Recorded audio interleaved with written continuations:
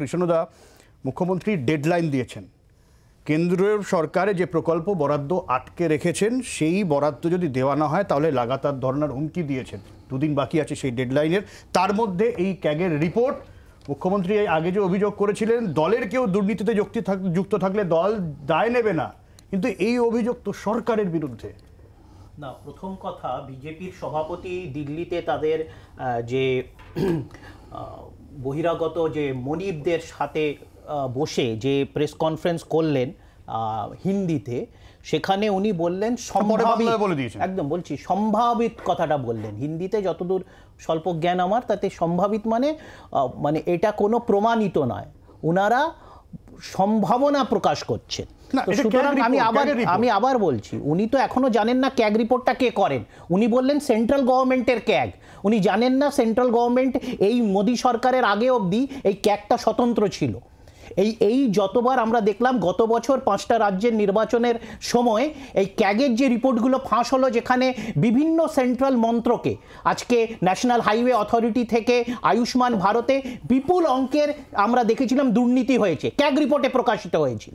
সেইগুলোকে চাপা দেওয়ার জন্য এই ক্যাগে যারা এই অডিট করেন তাদের দেখলাম মাথার দাম ধার্য হয়েছে, তাদেরকে বিভিন্ন মন্ত্রকে ট্রান্সফার করা হচ্ছে, তাদের উপর বিভিন্ন আগ্রাসন নামিয়ে আনা হচ্ছে। 1 মিনিট দাঁড়ান, এই ক্যাগ রিপোর্টে বারংবার বিগত 10 বছরে বিজেপি শাসিত রাজ্য সরকারগুলোতে এবং কেন্দ্র সরকারে বিপুল অঙ্কের দুর্নীতির অভিযোগ এসছে, কিন্তু সেইগুলোর কি হলো?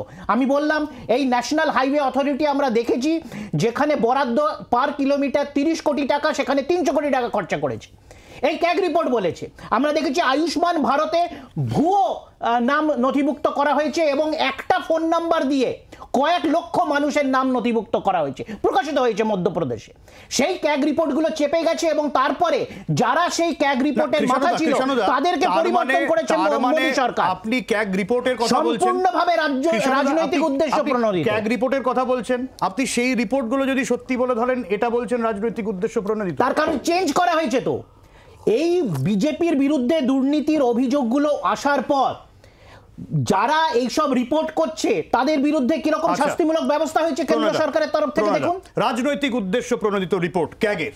দেখুন, বকটুই ঘটনা ঘটার পরে স্বয়ং মুখ্যমন্ত্রী বকটুইয়ে গিয়ে যারা ক্ষতিগ্রস্ত হয়েছিলেন তাদের হাতে একটা চেক তুলে দিয়েছিলেন, এবং সেই চেকটা ছিল হচ্ছে মিড ডে মিল ফান্ড। সেখানে লেখা ছিল চেকটাতে বকটুই ঘটনার সাথে মিড ডে মিলের কোনো সম্পর্ক নেই, কিন্তু সেই চেকটা তিনি তুলে দিয়েছিলেন, আমাদের বিরোধী দলনেতা সেটা প্রকাশ্যেও এনেছেন। এইটা হচ্ছে দুর্নীতি। পিডি অ্যাকাউন্ট যেটা বলা হচ্ছে, এই যে ফান্ড ডাইভার্সন, গভর্নমেন্টের যে কোনো ফান্ড, দেখুন গভর্নমেন্টের ফান্ড মানে নরেন্দ্র মোদী বা বিজেপির ফান্ড না, এটা জনগণের ফান্ড, এবং জনগণের টাকা যখন জনগণের জন্য ইউজ হবে তো খুব স্বাভাবিকভাবেই যে পারপাসের জন্য সেই ফান্ডটা অ্যালোকেট হচ্ছে সেই পারপাসেই খরচ হওয়া উচিত। আসল ক্যাগ রিপোর্ট বলছে এখানে যে এই যে পিডি অ্যাকাউন্টগুলো বা যে পারপাসের জন্য টাকাটা এসছে সেই পারপাসে খরচ করে তার ইউটিলাইজেশন সার্টিফিকেট স্টেট গভর্নমেন্ট দেয়নি। এবার যদি মিড ডে মিলের টাকা যদি বকটুই কাণ্ডে দেওয়া হয়, যদি আরো অন্য কোনো ফান্ডের টাকা অন্য কাউকে দেওয়া হয়, কৃষক সম্মান নিধির টাকা, কৃষকদের ধান কেনার টাকা 350 কোটি টাকা নাকি জ্যোতিপ্রিয় মল্লিক লুট করেছে, এই অবস্থায় ইউটিলাইজেশন সার্টিফিকেট দেওয়া সম্ভব হচ্ছে না। যে পারপাসে খরচ করার কথা সেই পারপাসে খরচ যদি না হয়, প্রপার ইউটিলাইজেশন যদি না হয়, ইউটিলাইজেশন সার্টিফিকেট দেবে কি করে? সেইখানে তো ক্যাগ রিপোর্ট এখানে দুর্নীতি ধরা পড়ে। এই ক্যাগে 2023 সালে অভিযোগ করছে যে কেন্দ্র সরকারের মিনিস্ট্রি অফ রুরাল ডেভেলপমেন্ট তারা নিজেদের সেখান থেকে টাকা অন্য একটা খাতে সোশ্যাল অ্যাসিস্ট্যান্ট প্রোগ্রামে ডাইভার্ট করা হয়েছে। ক্যাগ বলছে যেটা নরেন্দ্র মোদীর তত্ত্বাবধানে হয়েছে, সেখানে মাপকাঠিটা বিজেপির পাল্টে যায়। আমি একটা উত্তর দিই। দেখুন, ক্যাগ রিপোর্টটা কি আছে, কৃষাণু যদি অভিযোগ করে ক্যাগ নরেন্দ্র মোদী করছে রাজনৈতিক উদ্দেশ্য প্রণোদিত হবে, তাহলে পরক্ষণে যেটা বলছে কেন্দ্রীয় সরকারের বিরুদ্ধে এসছে সেটা তো খাপ খায় না, সেটা তো খাপ খায় না, যেকোনো একটা মানতে হবে। বাংলার আওয়াজ, বাঙালির আবেগ, জি 24 ঘন্টা।